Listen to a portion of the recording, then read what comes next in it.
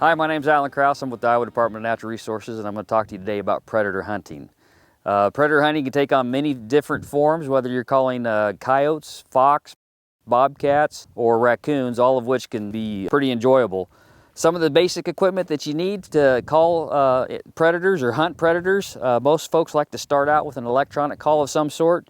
This one here happens to hold several different varieties of calls, and I can set this type of call out away from me, turn it on with a remote, and change calls as I need to with the remote.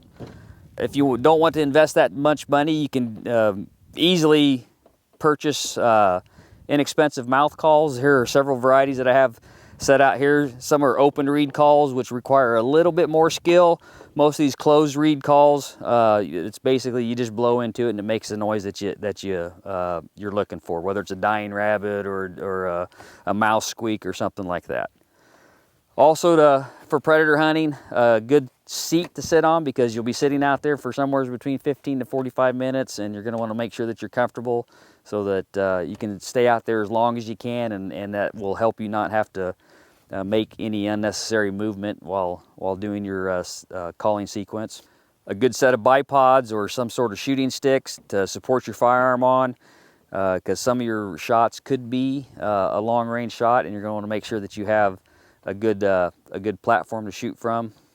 As far as firearms or selections, probably one of the most effective ones would be nothing more than a shotgun shooting a buckshot or a 4-buck shot shell.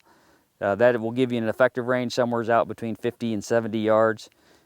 If you're more interested in a high-power rifle, you don't really need anything much larger than a 223 round. A 204 round is really good round also.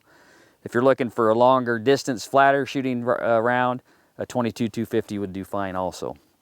As far as licensing requirements to hunt predators, if you're going to hunt coyotes specifically, all that's required is a hunting license and a small game hunting license and a habitat fee. If you're going to shoot anything other than coyotes, like raccoons, bobcats, or foxes, you'll have to have the fur harvester's license in order to harvest those animals. You can also shoot coyotes with a fur harvester's license, but those other animals do require specifically having the fur harvester license to hunt those. When looking for a place to hunt, remember the lower the human population, the higher the predator population. You're looking for areas with good habitat to support small game. Wind direction is very important with predator hunting. Be sure to set up so that you can see downwind. The majority of the time, coyotes will circle you on their approach in an effort to be safe.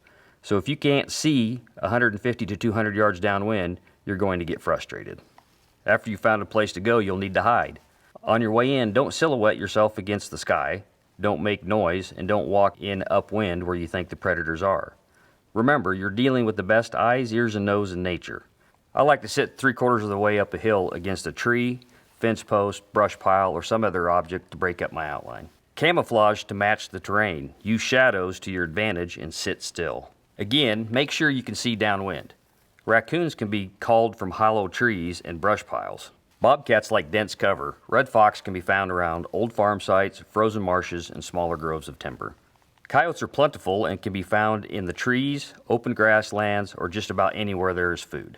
Coyotes eat all types of food: small mammals, large mammals, fruit, green plants, and tree leaves, and even invertebrates. Gray fox are not extremely common in Iowa, but respond aggressively to calling.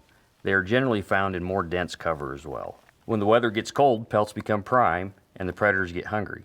Use this to your advantage. Sunrise and sunset are the most effective.